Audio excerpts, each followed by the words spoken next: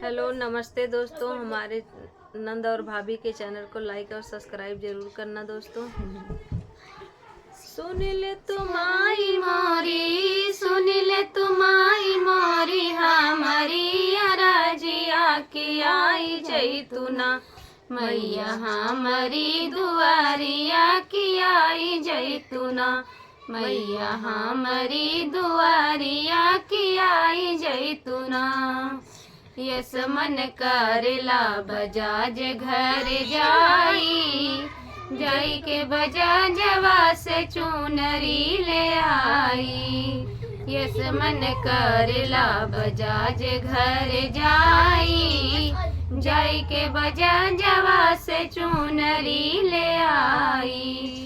करतनी बिनती मैया, करतनी बिनती मैया, ओढ़िला चुनरिया की आई जैतुना मैया, हमारी दुआरिया की आई जैतुना मैया, हमारी दुआरिया की आई जैतुना।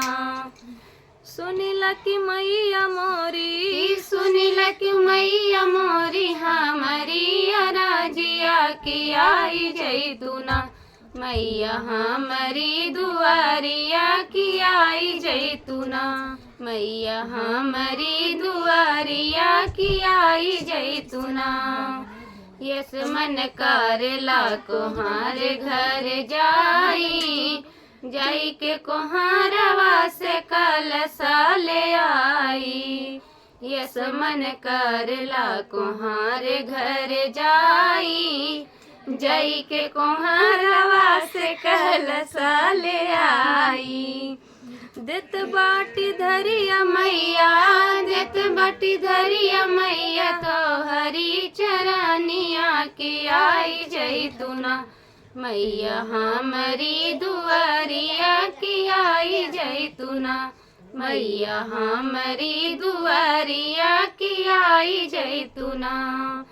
सुनिल तू मैया मोरी, सुनिल तू मैया मोरी, हमारी अराजिया की आई जैतुना मैया, हमारी दुआरिया की आई जैतुना। यस मन करेला की माली घर जाई के मलियावा से गजरा गुथाई। यस मन करेला की माली घर जाई के मलियावा से गजरा गुथाई। पेनिले तू मैया मोरी, पेनिले तू मैया मोरी, हमारा गजरवा की आई जैतुना मैया, हमारी दुआरिया की आई जैतुना मैया, हमारी दुआरिया की आई जैतुना। जय माता।